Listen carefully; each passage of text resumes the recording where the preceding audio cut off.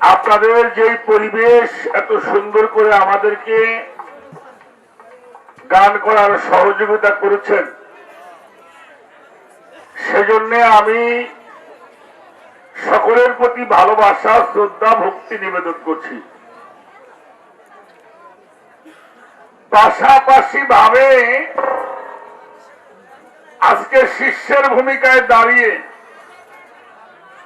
আমার শিষ্যরত্ন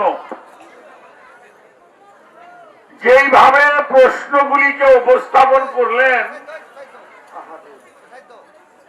আমি তাকে ধন্যবাদ দিয়ে ছোট করতে চাই না। অতীব গুরুত্বপূর্ণ বিষয়গুলি আমাদের মাঝে তুলে ধরেছেন। প্রথমে আপনারা গান শুনলেন, সেই গানটি হলো বলো সেই মর্ম কথা কোন বস্তু হয় আমানতি।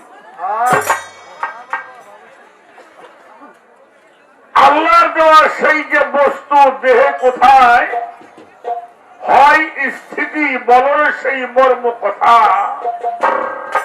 কোন বস্তু হলো আমানতি। আল্লাহ তাআলা মানুষ জাতিকে আমানত দান করেছেন। এখন যদি কেউ মনে করি আমরা জ্ঞান হইল আমানত, এমন কোন পশু পাখি নাই তার মধ্যে জ্ঞান নাই, কি বাবাজি? তাহলে জ্ঞান আমানতি হইতে পারে না, কারণ পশু পাখি তো আমানত লাভ করে নাই, এটা দেওয়া হয় নাই। তাহলে জ্ঞান আমানত না। যদি কোরআন আমানত হয় তাহলে আগে এত বিধান আসলো কেন? এটাও আমানত ধরা যায় না। কেহ বলছে দেহের রতি হইলে আমানতি, অর্থাৎ দেহের মধ্যে আমরা যা দ্বারা সৃষ্টি হই তা যদি আমানত হয়, এটাও প্রত্যেকটি সৃষ্টির মধ্যে সেটা আছে।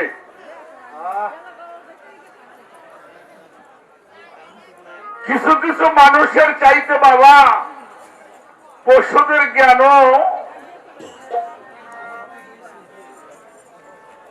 মানুষের জ্ঞান পশুর কাছে হার মেনেছে। তাহলে আমানত বিষয়টা কি, এই বিষয়ের উপরে একটি গান উনি রাখলেন, আপনারা সে গানগুলি শুনলেন।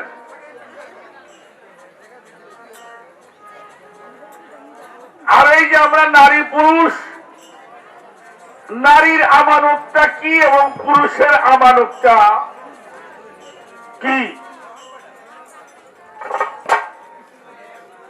এরপরে হইল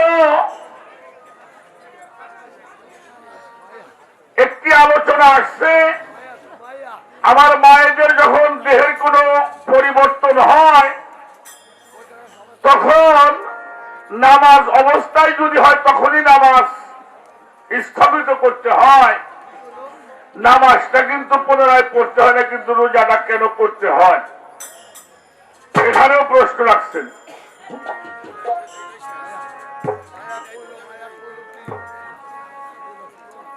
আর একজন মানুষ নিয়োগ করেছিলেন আমি অমুকের কাছে বায়াত গ্রহণ করব, তো কিছুদিন পরে গেলেন, যে দেখলে তিনি ওফাত হয়ে গেছেন। তিনি গিয়ে তার রওজার মধ্যে সেজদায় পড়ে কাঁদতে শুরু করলেন। 7 দিন কান্নাকাটি করবার পরে রওজার থেকে হাত বের হয়ে আসতো, সেই হাতে উনি বায়াত হলেন এবং বায়াত হওয়ার পরেই তাকে খেলাফত দান করে দিলেন। কে এই তরিকাটা মালিকটা কে, এ বিষয়ে একটা প্রশ্ন করছেন। এরপর আমি বলেছিলাম একটি গানের মধ্যে যে সবকিছুই পুরাতন সৃষ্টি হয়, কিন্তু দেহটা মানুষের এই সুরাতটা পয়দা হয় নতুন, যার জন্য মানুষকে বায়াত হতে হয়। সেখানেও একটা প্রশ্ন আমার উত্থাপন করলেন আমার বড় পীর গাউসুল আজম মাহবুবে সুবহানী কুতুবে রব্বানী গাউসে সামদানি গাউসুল আজম রওশন জামি মুহিউদ্দিন আব্দুল কাদের জিলানী রাহমাতুল্লাহ আলাইহি। তারা তো রূহ জগতে পবিত্র ছিল, তারপরেও তাদের কেন বায়াত হতে হলো? তারা তার নাপাক ছিল না। এখানে একটা প্রশ্ন,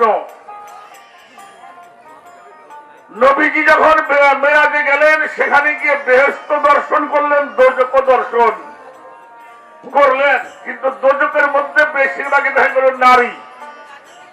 এখানে যারা দোজকে গেছেন তার বেশিরভাগই হইল নারী। তো এখন বিচার হয় নাই, হাসর কার্য হয় নাই, সেখানে নারী দেখলেন। এই বিষয়টা কেমন? এরা কোন নারী, কিসের জন্য তারা দোজকবাসী হলেন? এখানে একটা প্রশ্ন। আমি পরে লেখাই বাদ দিছি যে ওনার যা ইচ্ছা উনি করার পরে থাকো, আমি যদ্দূর পারি কুমানি। প্রশ্ন আমরাও করি, আপনারাও গান শুনছেন, কিন্তু আজকে কেন যে এই মনের ভাব, এটা আমি বুঝে উঠতে এত প্রশ্ন, যেদিকে তাকাই সেদিক শুধু প্রশ্ন আর প্রশ্ন। ভালো করছেন।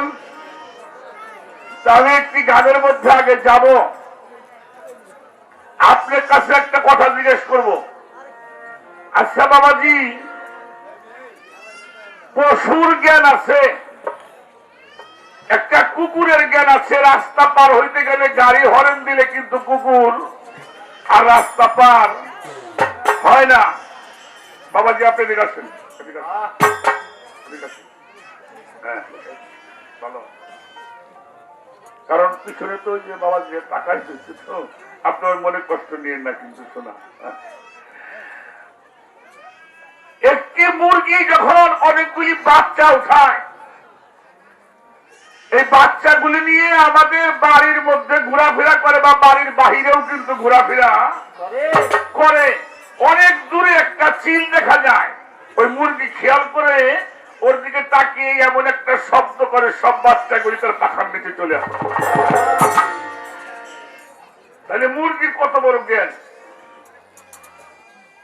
একটা কুকুর একজন পুলিশ, একজন দারোগারে নিয়ে টানতে টানতে নিয়ে গেলেন, যেখানে একটা লোক মেরে রাখা হয়েছে, কুকুর দেখাই দিল। তাহলে কুকুরের একটা জ্ঞান আছে।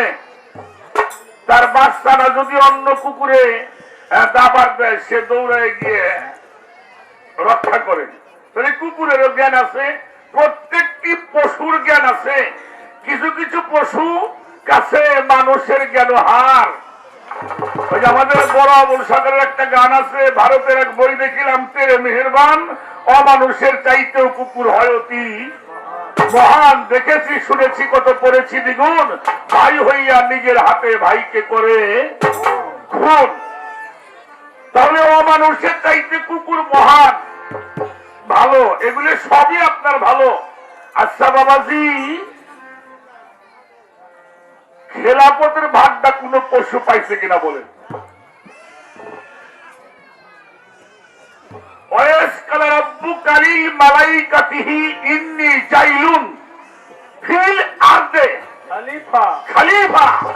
এই খলিফার দায়িত্বটা একমাত্র মানুষ ছাড়া আর কোন সৃষ্টি লাভ করছে কিনা যদি কেউ জানেন আমাকে বলতে পারেন।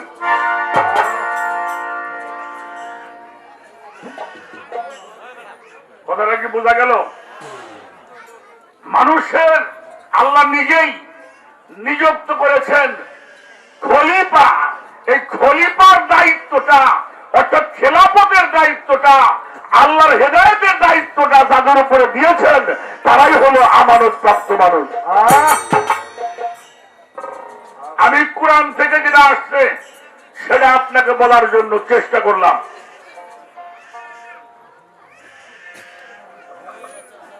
এটা অন্য জিনিস বাবা, এটা অর্জন করার বিষয়।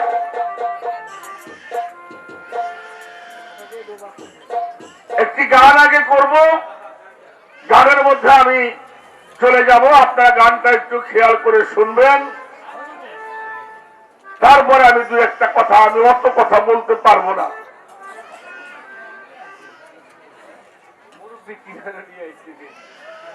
মানে ওনার দিব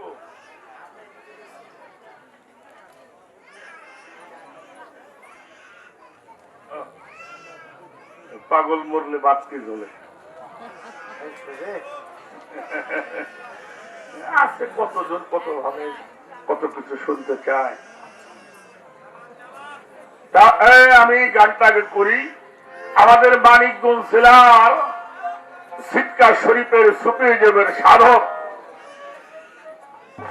বাবাজান দেওয়ান রশিদ সাহেবের একটি গজল করব, তারপরে দুই একটা কথা আমি বলার জন্য চেষ্টা করব। আপনারা আজকে অত্যন্ত সুন্দর পরিবেশে আমাদেরকে কথা বলার, গান বলার সুযোগ দিয়েছেন বিধায়ী, সবার প্রতি আমার ভালোবাসা রইল।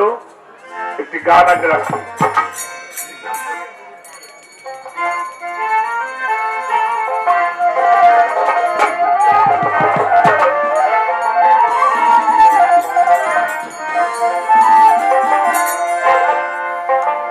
ওরে আখে লাগবে না হিসাব,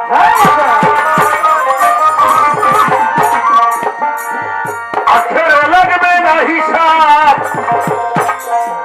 আমার আল্লাহর কুরআনে তাই বলে রে ভবে, এইভাবে হিসাব করিয়া যেই জন চলে রে, এইভাবে হিসাব করিয়া যেই জন চলে রাখ।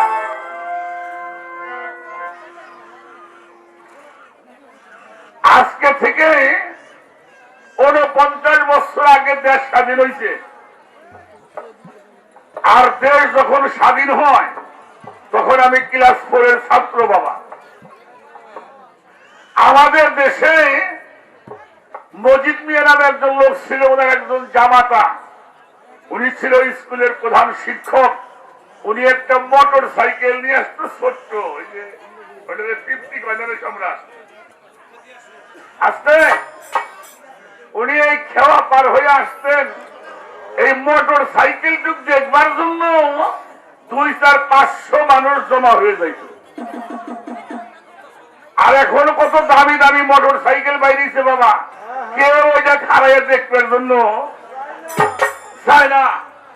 বাইসাইকেলের চেয়ে বর্তমানে মোটর সাইকেল আমাকে বেশি। দেখবেন কিছু গাড়ি কিনছে 5 বছর হয়ে গেছে, গাড়ির বয়স, ওর পিছনে লেখা আছে ওয়ান টেস্ট, ওয়ান টেস্ট। এর পাশার মধ্যে কোনো নাম্বার নাই, প্লেট নাম্বার নাই, কিন্তু গাড়ির বয়স কিন্তু 5 বছর। রাখো, আমরাও কিছু মানুষ বাগান দুনিয়াতে মানুষ নামে আসছি, এই মানুষের নাম্বারটা এখনো গায়ের মধ্যে বসে নাই। মানুষের নাম্বার বসাইতে হইলে একজন আল্লাহ মানুষের কাছে গিয়ে তোমার মানুষের নাম্বারটা বসাইতে হবে। হাত পাও নিয়ে জন্ম নিলেই মানুষ বইলে কয় না তারে, এই মানুষ হইতে কয়জন পারে? মানুষ জন্ম লয় না বাগান, মানুষ হতে হয়। যত সব পশু পাখি ভূত পিচাস নাইরে বাকি, কালেতে সবাই দেখি মানুষ আকার ধরে, লক্ষ জনই ভ্রমণ করে মানুষ হয়। তারপরে মানুষ পশু যাইরে চেনা কেবল স্বভাব কর্ম অনুসারে। মানুষের হয় করণ ভিন্ন, কার্যদায় তার পাবে ছিন্ন, সকলেরই অগ্রগণ্য নিত্য সদ আচারে। দেবজীব গুরু ভক্তি জীবে দয়া করে, পঞ্চপ্রেমে থাকলে মাখা শুদ্ধ মানুষ বলে। কবি জালাল বলে, এই মানুষের সেই মানুষ মিলে, এক মানুষের কৃপায় কত মানুষ যাবে তোরে। যাতে জাতের এমন একজন মানুষ আসিলে সংসারে, কোটি মানুষ তোরে যাবে সেই মানুষটার নামের জোরে। সেই মানুষ যিনি তার কাছে আল্লাহর আমানত জমা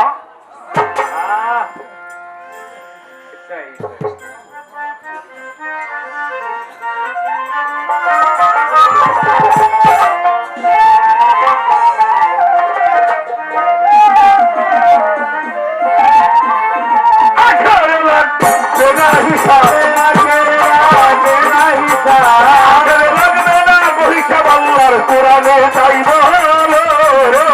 পাগল হিসাব করিয়া যেই করি তাহলে রে ভাবে হিসাব করিয়া যেই জনে চলে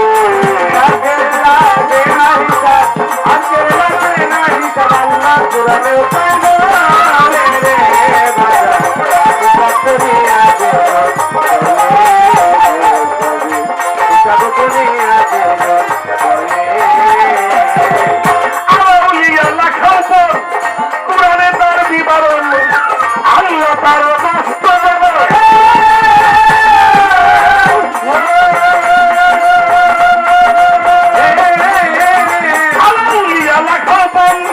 কোরআনে তার বিবরণ আল্লাহ তার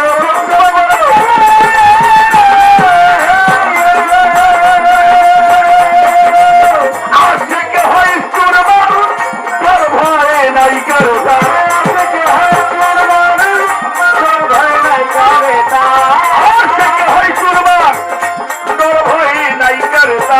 মানব জান্নাত করো রে আগে মানব জান্নাত করো রে ভবে হিসাব করিয়া যেজন চলে রে ভবে হিসাব করিয়া যেজন চলে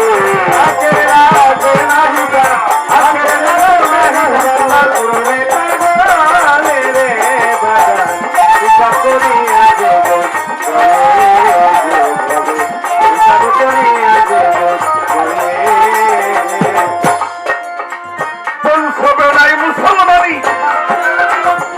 জাহের বাতুনে জানি যদি মুসলমান হইতে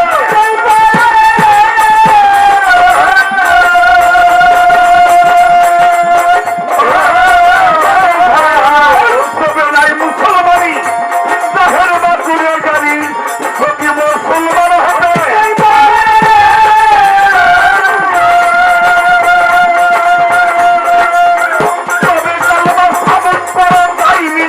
কাইনি করো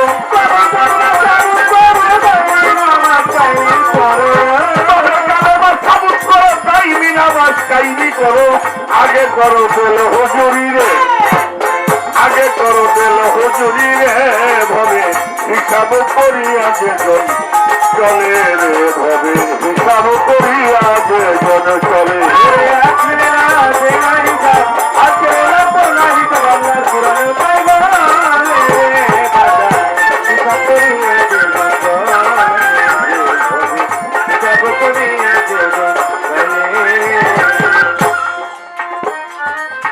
মুত্তাকিনের শান বড় এই যে সতের সঙ্গ আমল করো যদি মুত্তাকিন হইতে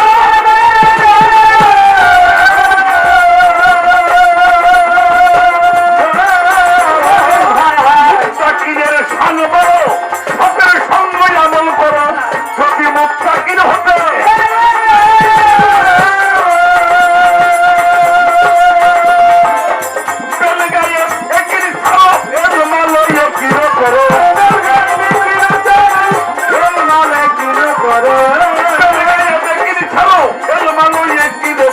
আইন লইয়ে কিনে চলো রে আইন লইয়ে কিনে চলো রে ভবে হিসাব করিয়া যেজন চলে রে ভবে হিসাব করিয়া যেজন চলে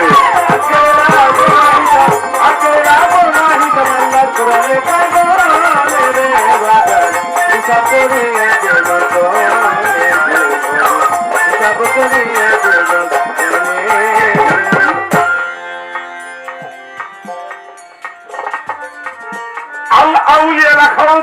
কোরআনে তার বিবরণ আল্লাহ তারে দোস্ত বলে রে আশেকে হয় চুরমার জ্বর ভয় নাইকে তার মানব জান্নাত করুন কোন সবে নাই মুসলমানি জাহের বাতুনে জানি যদি মুসলমান হইতে চাও রে তবেই কালমা সাবুত করো, দাইমি নামাজ কায়েমি করো, আগে করো দিল হুজুরি। মুত্তাকিনের শান বল, সতের সঙ্গে আমল করো। যদি মুত্তাকিন হইতে চাও তবে বেল গায়ে কিনো ছাড়ো, এলমালো কিনে করো, আইন লয়ে কিনে চলো। এই মানুষগুলি যারা, অতএব যারা মানব জান্নাত, অনেক কথা বলার থাকলেও বলতে পারি না বাবা, অনেক কথা জানা থাকলেও বলা সহজ, বলা সম্ভব নয়। কারণ কি ব্যাধি যে হয়েছে, এই ব্যাধির নামটা বলা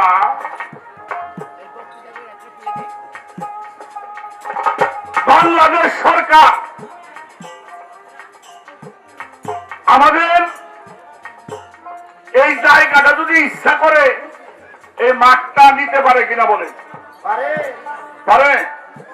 আপনি 10,000 কোটি টাকার একটা রেজিস্ট্রি করেছেন, দলিল করেছেন জমি, ওই দলিলের মধ্যে লেখা আছে সরকার চাহিদা মাত্র এই জায়গা আপনাকে দিতে হবে, আছে কিনা বলুন? আছে না? তাহলে সরকার, তাহলে আমাদের জায়গাটা খুব সবই তো আমরা সরকারি জায়গার মধ্যে ঘুমাই, আমার নিজের জায়গাটা কো বাবা যদি আপনি খেয়াল করতে হবে, আপনার পিছনে অনেক মুরব্বীরা গান শুনতেছে। আমরা কিছু চোখের দিকে তাকিয়ে কথা বলি বাবা, যে চোখটা আমার দিকে তাকায় আমি তার দিকে তাকাই। বাংলাদেশে অনেক অলিয়া উলিয়াদের রওজা শরীফ আছে, মাজার শরীফ আছে। শাহজালাল বাবার মাজার, ভাইজিদ বোস্তামের মাজার, বাবা ভান্ডারীর মাজার। বাংলাদেশের কোন মানুষের ক্ষমতা নাই এই জায়গাটা নিতে পারে, কারণ তারা আল্লাহর বন্ধু, তাদের ঘরটা পাকা। এই ঘরটা পাকা ঘর, এই পাকা ঘরটা মানুষ যেই জায়গায় রাখে ওই এলাকা শুদ্ধ পাকা হয়। তাদের কবরের মধ্যে কোনো মানুষের কবর হবে না। আমরা সাধারণ মানুষ মারা যাই, তাদের গোরস্থানে রাখা হয়, একটা কবরের মধ্যে 5টা 7টা 10টা 20টা পর্যন্ত কবর হয় না? আচ্ছা, আমার শাহ আলী বাবার যে রওজা শরীফ, মাজার শরীফ, ওই কবরের মধ্যে কারো কবর হবে? শাহজালাল বাবার মাজারের মধ্যে কারো কবর হবে? অতএব এরা আল্লাহর বন্ধু, তারা পাকা মানুষ, তাদের জায়গাটাও পাকা। এখানে ধনী গরিব কত বড় লোক মানুষের আছে বাবা, আপনার সবার গ্রামে আছে কোটি কোটি টাকার মালিক, বিভিন্ন বিদেশ থেকে বড় বড় দামি দামি পাথরের বাড়ি করছে, 10 লাখ টাকা দিয়ে গেট করছে, তার বাড়ির মধ্যে একটা সাইকেল চলে। মানুষ বাড়ির মধ্যে ঢুকতে দেয় না, তাই না? আর আমার দয়াল বাবা কদম আলী মস্তান, দেখেন তার বাড়িতে আমরা আসছি, পালিশ লাগে না, লেপ লাগে না, তোষক লাগে না, ধুলের মধ্যে মানুষ শুয়ে শান্তি পায়, কোনো অশান্তি। কথাটা ঠিক বললাম কিনা? এই দরবারের একটু নেওয়াজ খাওয়ার জন্য কত ধনী রে দাঁড়াই থাকে বাবার দরবারের একটু, তো আমার যদি আমার ভাগ্য হইত। এরা আমানত প্রাপ্ত মানুষ, এদের আমানত খিয়ানত হয় নাই বিধায়ী আল্লাহ তাদেরকে এই সম্মান।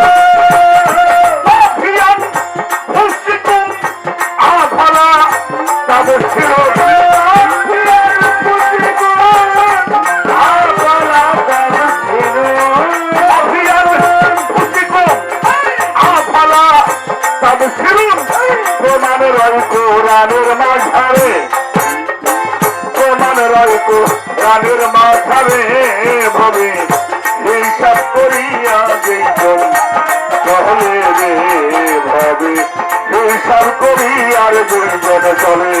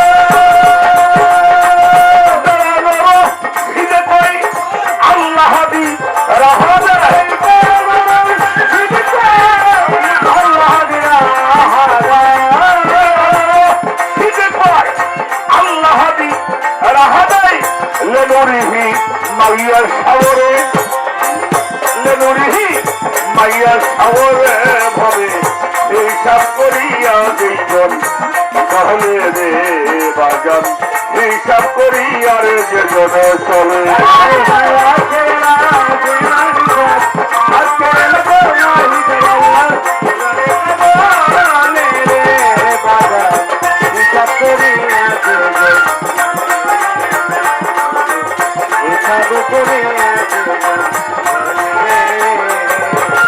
তারে কি আর পাঁচশো দিতেই পারে তারে কি আর পাঁচশো দিতেই পারে নয়নে লাগে যাবে তারে কি আর পাঁচশো দিতে পারে তার পাঁচশো দিতে পারে ভুলে নেই তাই কে পাঁচশো দিতেই পারে নয়নে লাগে যাবে তারে দিতে পাঁচশো দিতে পারে তারে কে পাঁচশো দিতে পারে ভুলে নেই তাই কে পাঁচশো দিতে পারে নয়নে লাগে যাবে তারে কি আর পাঁচশো দিতে পারে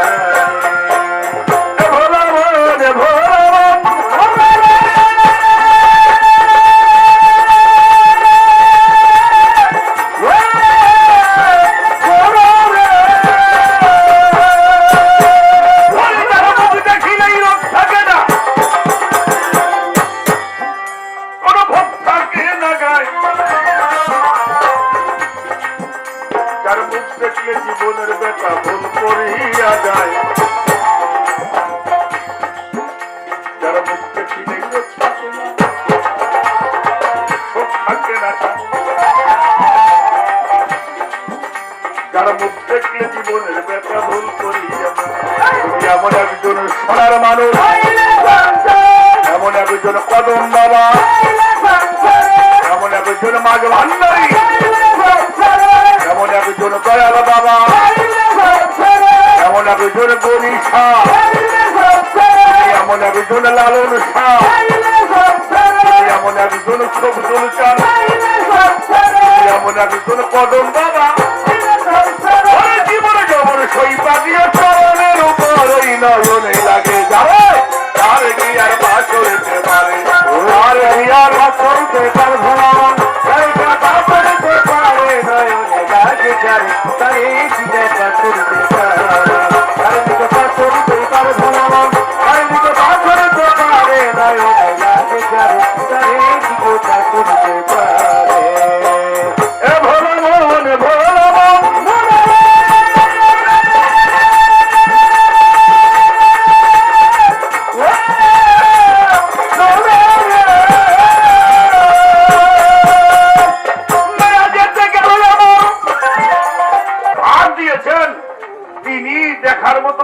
নাই এটা বিশ্বাস করলে তার ঈমান থাকবে।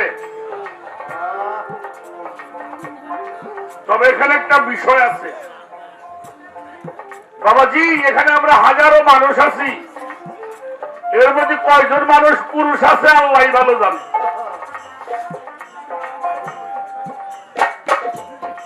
এই যে তারা দাঁড়াই রয়েছে, আমি গান গাই আমি সহ, এর মধ্যে কয়জন মানুষ পুরুষ আল্লাহ ভালো জানে।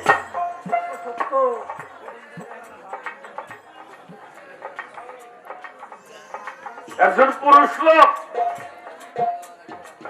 অবশ্যই আছে এর মধ্যে, না থাকলে এখানে এত মানুষ কেমনি করে আসে? পুরুষ কাকে বলা হয়? ধর্মে কি লালন শাহ ফকির বলেছেন পুরুষ ও পরোয়ার দিগা। সেই পরোয়ার দিগারের শক্তি যারা অর্জন করে তারা হলো পুরুষ আর সব প্রকৃতি। কেন?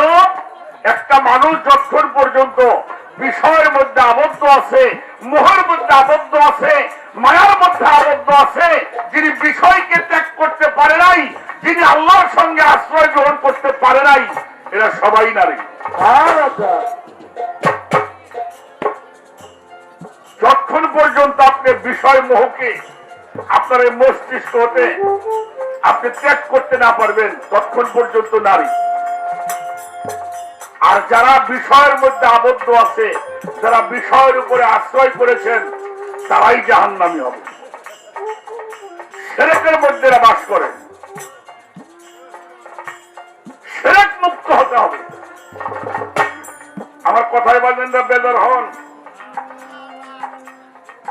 ইমানদার লোক খুঁজে পাওয়া বড় কঠিন ব্যাপার বাবা। আপনি 5,000 কোটি টাকার মালিক, আপনার 3 জন 4 জন 5 জন সন্তান, সব টাকায় কিন্তু ভাগযোগ করে দিয়ে লাস্ট নিজের কাছে 5 কোটি টাকা রাখে ব্যাংকে। যদি বুঝে গেলে আমার পোলা পানে ভাত না দেয় খাওয়ানি, ঠিক না? আমার 50 বিঘা জমি 5 ছেলে নিয়ে ভাগ করে দিয়ে দিলাম, আমার নামে 5 বিঘা রাখলাম। কেন? ওই 5 বিঘা সম্পত্তির লোভে ছেলে আমার আদর করবো। তাহলে কারে বিশ্বাস করলাম? টেকা না, জমি না, আল্লাহ। কথা কর না কে? তাহলে বিশ্বাস করছি জমি, আশ্রয় করছি জমি, আল্লাহ রে আমি আশ্রয় গ্রহণ করি। আশ্রয় করলাম টাকা। আর আমার কদম আলী মস্তান বাবা, শাহজালাল শাহপরান খান জাহান আলী, গরি শাহ বাবা, রাহাত আলী শাহ বাবা, আল্লাহর এই সমস্ত অলিরা, শাহ আলী বাবা, তাদের নামে 1 কাঠা জমিও ছিল না, কিন্তু তাদের নামে কোটি কোটি টাকার ওরস হয়।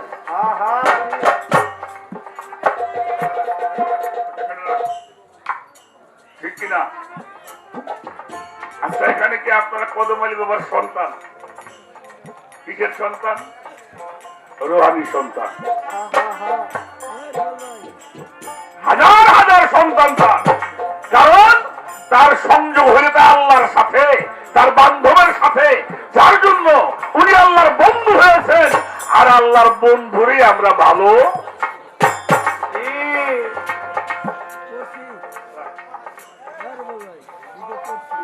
এই জন্য নারীরাই বেশি দোজখের মধ্যে যাবে। নারী বলতে কিন্তু মেয়ে মানুষ না, খালি নারী বলতেই কিন্তু মেয়ে মানুষ না। যিনি বিষয়ের মধ্যে ডুবে আছেন, যার মস্তিষ্কের মধ্যে বিষয়ের বাসা বেঁধে আছে, তিনি নারী। এটা আলাপ করলে 2 জায়গায় আলাপ করা যাবে কোরআন থেকে। ধর্মটা কিন্তু ত্যাগ, ধর্ম কিন্তু ভোগ না। কি বাগান কি কর হাজি সাহেব? ধর্মটা কি? ধর্মটা ত্যাগ। ত্যাগী যোগী আর ভোগী যোগী। আল্লাহর ওলিরা জীবন ভরে ত্যাগ করেছেন, যার জন্য হাজার হাজার মানুষ তাদেরকে মহব্বত করে ভালোবাসে। কত চাউল ডাউল, কত পাগল ফকির, এতিম মিসকিন আল্লাহর ওলিগ দরবারে যে তাদের রিজিকের ব্যবস্থা আল্লাহ করে রাখছে। গেল চলে একটি বিষয়, আর এক দিকে যাই। ঠিক আছে, তাই করা যাক। চলেন চলেন। আরো একটা প্রশ্ন করে ধর্ম সবার ভাই, ওই ভুলি না তাই মনে পড়ে, ভুলি না তাই মনে পড়ে, আমি সবার জীব ধীরে ধীরে ভুলি না তাই মনে পড়ে।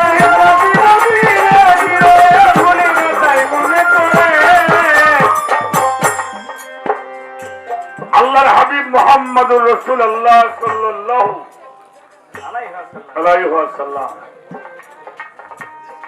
আবুল উলাই রাহমাতুল্লাহ আলাইহি এই মানুষটি নিয়ত করেছিলেন আমি বায়াত অবশ্যই হব, কিন্তু আমি আমার রসুলের হাতে হাত দিয়ে বায়াত।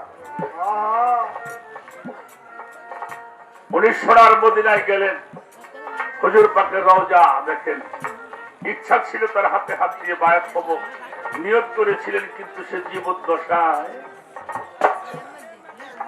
উনি না পেয়ে রওজার মধ্যে উনি সেজদায় পড়ে কাঁদতে শুরু করলেন। 7 দিন কান্নাকাটি করবার পরে রওজার থেকে আমার হুজুর পাকের হাত মোবারকটা বের হয়ে আসলো। জোরে জোরে বলতে হবে সুবহানাল্লাহ। সেই হাতে ওনাকে বায়াত করে ওনাকে খেলাফত দান করা হয়েছিল।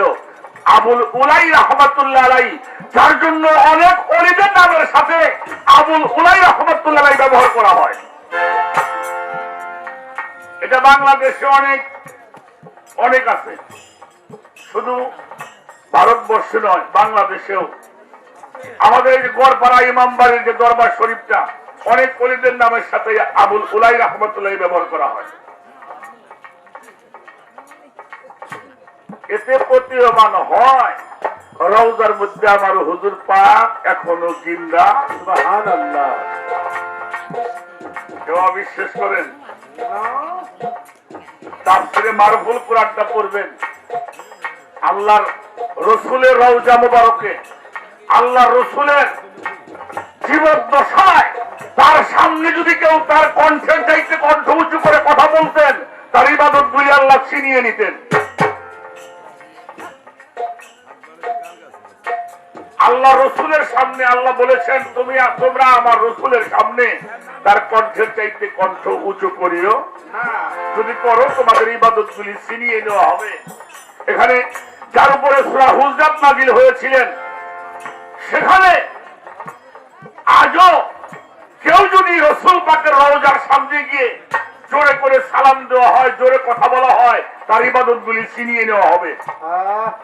তাফসীরের মধ্যে আসছে, রসুল পাক আল্লাহর হাবিব দুনিয়াতে থাকা অবস্থায় তার সামনে যেমন সম্মান আদব এবং তার সামনে নিচু করে কথা বলতে হতো, আজও তার রওজার সামনে গিয়ে সেই সম্মান, সেই আদব এবং ওইরকম ছোট কণ্ঠে কথা বলতে। শুধু আরো বলা হয়েছে, ধর্মীয় নেতা, হক্কানি আলেম ওলামা যারা, পীর মাশায়েখ যারা, তাদের বেলায় তোমাকে ঠিক যেরকম তুমিও তোমার পীরের দরবারে গিয়ে, ওলিয়া উলিয়াদের দরবারের সামনে গিয়ে উঁচু করে কথা বলবে না। যদি উঁচু করে কণ্ঠ উঁচু করে কথা বলো, তোমার ইবাদত গুলি ছিনিয়ে নেওয়া। কেন? ওলি আউলিয়া পীর মাশায়েখ হক্কানি আলেম হলো আমার নবীজির ওয়ারিস।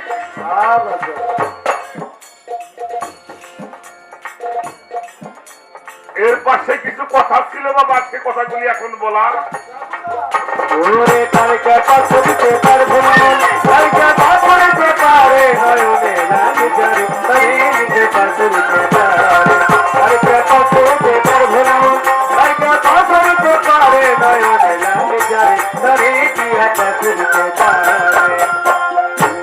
পীর দস্তগীর মাহবুবের সুবহানী কুতুবের আব্বারি গৌসে সামনানি গৌসুল আজম রওশন কবির মুহিউদ্দিন আব্দুল কাদের জিলানী রাহমাতুল্লাহ আলাইহি, কোন অলি আউলিয়া, কোন পীর মাশায়েখ, কোন হক্কানি আলেম সীমা লঙ্ঘন করে কিনা বলেন? সীমা লঙ্ঘন করে? সীমা লঙ্ঘনকারীকে আল্লাহ পছন্দ করে না, করে না। এই বায়াতের যে বিধানটা, এই বায়াতের বিধানটা তো আল্লাহর বিধান। সে আল্লাহর বিধান যদি না মানা হয়, তাহলে সীমা লঙ্ঘন করা হয়। কি বলেন? সীমা লঙ্ঘন করা হয়। বাবাজি অনেক কথা জানলেও বলতে পারি না। আমার পিয়ানো পীর দস্তগীর, উনি নিজের তকদির জানতেন, উনি নিজের তকদির জানতেন। এই তকদির দ্বারা ওলিয়ার খুঁজে পাওয়া আর একজন যায় না। আমার বড় পীর সাহেব হুজুর কেবলা বলেছিল, আমার 50 জন সন্তান হবে। 50 জন সন্তান উনি জন্ম দিয়েছিলেন। আর একজন সন্তান একজন এসে বলছিল, হুজুর আল্লাহ তো আমার কোনো বাচ্চা কাচ্চা দিল না, আপনি আল্লাহর ওলি, আপনি একটু দয়া করে দোয়া করেন আল্লাহ যেন আমার ঘরে একটা সন্তান দেয়। আমার বড় পীর সাহেব বলল তুমি আমার পিছনে আসো। পিছনে গেলেন, বলে তোমার পিঠটা আর আমার পিঠটার সাথে মিশিয়ে দুইটা ঘষা দাও। লোকটা ঘষা দিলেন, বললো যাও একটা সন্তান তোমাকে দিয়ে দেওয়া হলো। একজন ওলি নিজের তকদির জানতেন, নবী রাসূলরা সবাই তকদির জানে, তার মধ্যে বড় পীর সাহেব প্রকাশ করে গেছেন। কাজেই বায়াত হওয়াটা আল্লাহর বিধান, এটা পীর মুর্শিদরা ওলি আউলিয়ারা কখনো সেই সীমা লঙ্ঘন করে না। উনি মায়ের গর্ভে থেকে ওলি, খাজা বাবা মায়ের গর্ভে তো ওলি, কোনো সন্দেহ আছে? এরা হলো মাদার জাত ওলি। কিছু মানুষ সাধনা করে ওলি হয়, আর ওনারা হলো মাদার জাত ওলি। মাদার জাত ওলি হওয়ার পরেও তারা আল্লাহর এই বিধানকে লঙ্ঘন করতে যায়। এটা আল্লাহর বিধান, সেই বিধান কখনো ওলিরা লঙ্ঘন করতে পারে না। আর একটা কথা আপনি বলছেন, রুহু আকারে যখন আমার হুজুর পাকের কদম মোবারকের নিচে গিয়েছিলেন তখন তো রুহুটাই ছিল, তখন তার দেহ ছিল না। যেহেতু দেহ আকারে আসছে, এই দুনিয়ার যে বিধান আল্লাহ দিয়েছেন সেই বিধান আল্লাহর ওলিরা কখনো অমান্য করতে পারে না।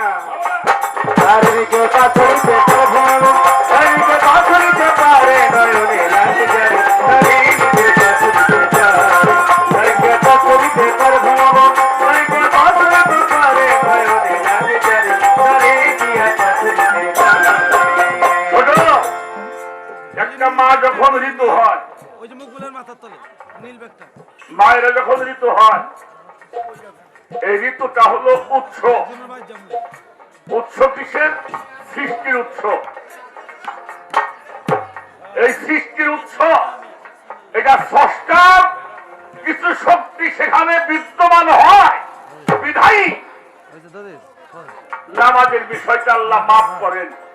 আর রোজার বিষয়টা যেহেতু পরবর্তী করা যায়, রোজা তো আর কাজা, রোজা এটা সিয়াম। কেন সিয়ামটা? এটা সংযমের বিষয়। সিয়ামটা হলো সংযমের বিষয়, আর নামাজটা হলো ইবাদতের বিষয়। ইবাদতটা যদি কম হয়, সংযমে যদি পরিপূর্ণ হয়, তাহলে ইবাদতে পরিপূর্ণ হয়ে যায়। ইয়া আইয়ুহাল্লাযীনা আমানু কুতিবা আলাইকুমুস সিয়াম কামা কুতিবা আলাইকুম মিন ক্বাবলিকুম লাআল্লাকুম তাত্তাকুন। সিয়াম তোমাদের উপরে ফরজ করা হয়েছে এই জন্য তোমাদের পূর্বপুরুষদের উপরে ফরজ করা হয়েছিল। সিয়ামটা হলো ঈমানি শক্তির জাগ্রতের বিষয়, আর নামাজটা আমার ইবাদতের বিষয়। এই জন্য নামাজটা ওই সময় আল্লাহর যে বিধানগুলি থাকে সেই বিধানের কিছু শক্তি ওখানে বিদ্যমান হয়, যার জন্য মায়েরা ওই সময় নামাজ না পড়লেও আল্লাহ বেজার হয় না। কেন হয় না? ওই সময় আল্লাহর সৃষ্টির বাগানের ফুল ফোটে, তো সেই ফুলের মধ্যে মালিকের কিছু শক্তি আনাগোনা সেখানে করে। আপনি যেমনি করে জিজ্ঞেস করেন, এর প্রত্যেকটি কথা বলা যাবে, কিন্তু এই সময় বলা যাবে না।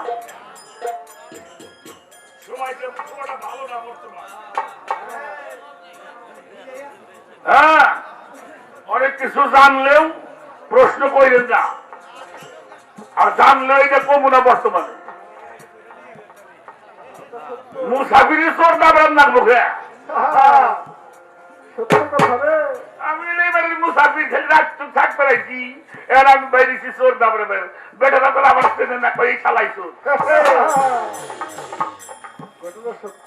তোমার বাড়ি কোথায়? ফরিদপুর। এই শালা তুই এনে কে? আমি কিন্তু মুসাফির, বেটারা চোর দাবর বাইরেছি, আমিও বাইরেছি। আপনারা তো গ্রামের লোক সবাই সবাই আমার তো ছিলেন না। তোমার বাড়ি তো এনে ফরিদপুর, কয়েক শালা কয়তেই চালাইছো। এই জন্য মুসাফিরের চোর দাবরের কাম নাই, মুসাফির দিন দশই হই থাকে। তারিকে পাথরিতে পার ভগবান তারিকে পাথরিতে পারে নয়নে লাগে যাবে তারিকে পাথরিতে পারে তারিকে পাথরিতে পারে লাগে জারি ধরে গিয়ে বাসুরিতে তারে এই যে ভণ্ডামি স্বভাব ছাড়ো কাসুয়াব ধরো আগে সর মঞ্জিল করে গেলে বানায়া আয়া আয়া এই যে হো হইলে ভানা যাবে ঈদে জানা তোর মানব দেহতে কোনো পাপ রবে না শোন বলি রে হইনি গান তোমার যায় কই যাবো ঝোনা শোন বলি রে হইনি গান তোমার যায় কই যাবো ঝোনা শোন বলি রে হইনি গান তোমার যায় কই যাবো ঝোনা তোমার যাবো যাবো ঝোনা আয়া আয়া ভণ্ডামি স্বভাবটা ছাড়ো এই কাসুয়াব ধরো রে ধরছে মঞ্জিল ধরে পানায়া আয়া আয়া এই যেটা প্রশ্ন করলেন আপনি আমি বলছি আমরা মানুষকে সৎ পথে আহ্বান করব তাই না বাজানরা অসৎ পথে মানুষের যাইতে নিষেধ করব প্রশ্ন করছে তাহলে এনে অসৎ কারা কেউ যদি নাও পাইতে আপনি যে অসৎটা বুঝতেছি কারণ আপনার মনের মধ্যে এখনো সন্দেহ আছে ঠিক আছে আমার বক্তটাই অসৎ আর সবাই ভালো তবে এই জায়গার মধ্যে যারা এখন আছে এই জায়গার মধ্যে যারা আছেন এই পরিবেশে যদি সবসময় থাকেন এই পরিবেশটা ধরে রাখেন এই মন মানসিকতায় থাকেন আপনি নিশ্চিন্তে আল্লাহর বান্দা হয়ে বন্ধু হয়ে যাবেন আপনি এখন যেই মন মানসিকতা নিয়ে দরবারে বসে আছেন যে ভাব নিয়ে আছেন আচ্ছা এখন কারো মনের মধ্যে আছে আমি কারো ক্ষতি করুম আছে বাবা আছে চুরি করুম ধরুম এটা করুম সেটা করুম আছে এই মন মানসিকতা যদি আল্লাহর অলির দরবার থেকে আমরা নিয়ে যাইতে পারি তাহলে আমি সূক্ষ্ম মানুষ সুন্দর অলি আল্লাহকে দরবারে কি চোর চোর দাউরা যায় না যায় না যা শাহ আলী বাবার মাজারে আমাকে খোরশেদ বয়সে গেছে পয়লা তখন তার উনি কেউ এসে দিতেন না তোমার কাছে একটা ব্যাগ আসছিল ওই ব্যাগটা মাথার তলে দিয়ে হইলে ঘুমাইছে সকাল বেলা উঠেছে ব্যাগ নাই চোরাও কিন্তু চুরি করে 10 টাকা অলির মাজারে দেয় চোরাও চুরি করে 10 টাকা দিয়ে অলির মাজারে দিয়ে কয় আল্লাহ আল্লাহ তোমার অলির সিলাই দিন ধরা মরে না করি বলেন নাই জিন্দা লোক না খাইয়ে মরে আর মরার কবরে টাকার বোঝা সে মরা নয় সুজা জিন্দা লোক না খাইয়ে মরে আর মরার কবরে টাকার বোঝা এ মরা নয় সুজা তো হস্তা মরা না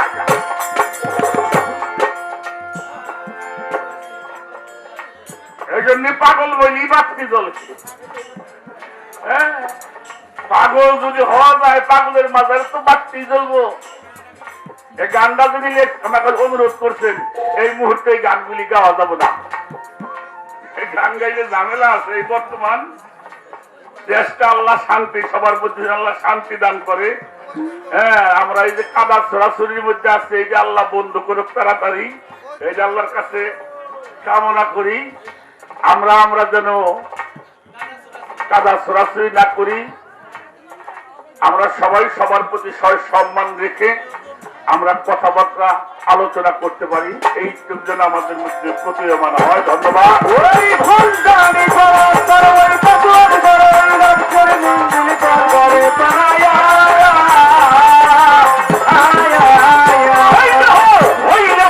যাবে গোজানা তোর মানব দেহেতে কোনো পাত্র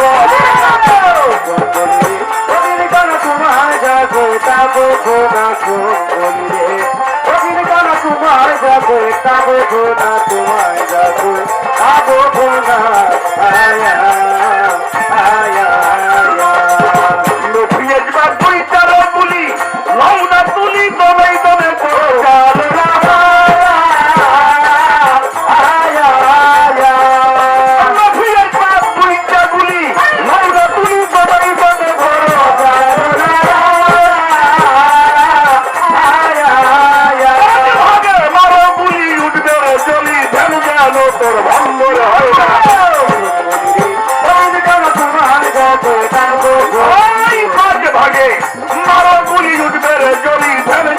তোর ভঙ্গর হয় না বলবে কবির গান তোমায় যাবে তোমায় যাবে পাবো না আয়া আয়া বড়জার নজরুলের সনে ভেজরনে ধ্যানে যেন তোর ভঙ্গর হয় না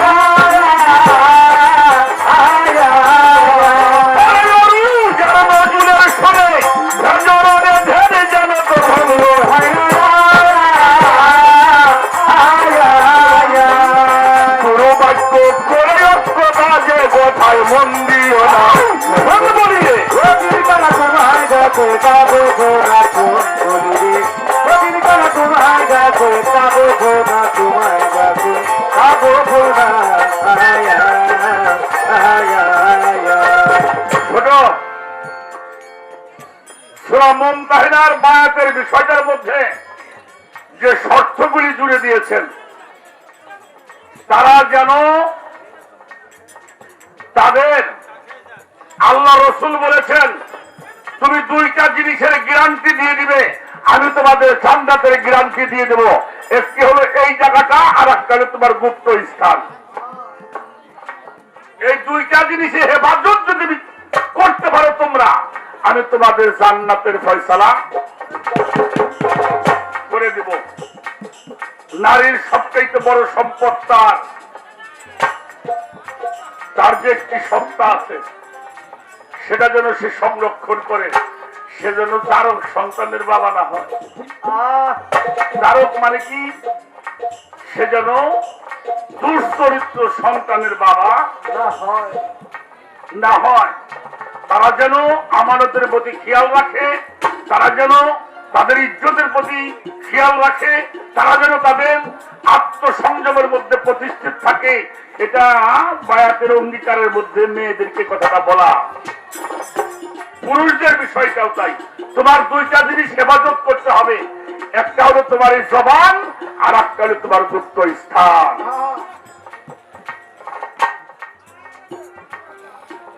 বাবা কি বলুন বাবা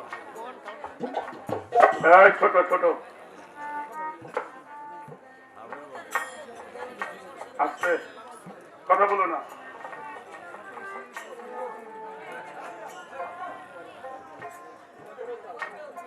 কয়টা তো আসছে রে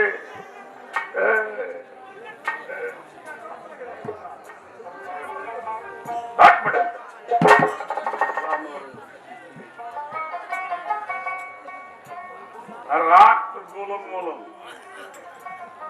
মেলা গোলম জাপ করে ফেলাইছি ওর বাপে এক পালা গান দিতে নেই কোনদিন বাড়ি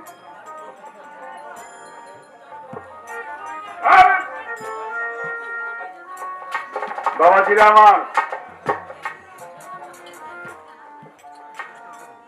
আমাদের মুশরিকুল্লাহ সাসাবের কথা শুনছেন আমাদের মুশরিকুল্লাহ সাসাব এই মুশরিকুল্লাহ সাসাবের মায়ের নাম ছিল জেবন্নসা খাতুন ওনার মায়ের হাতের একটা বদনা ছিল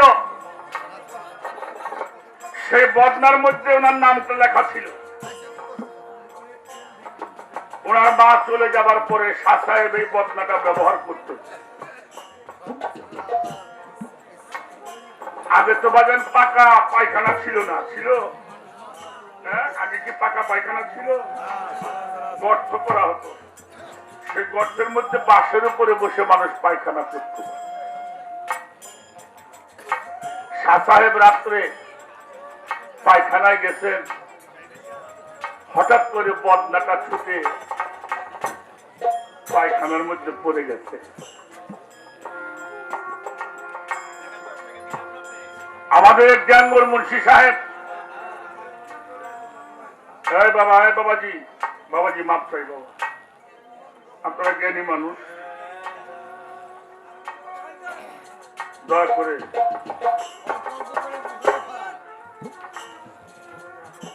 ডাক দিচ্ছে জ্ঞানগর আমার আর এক বদনা পানি দাও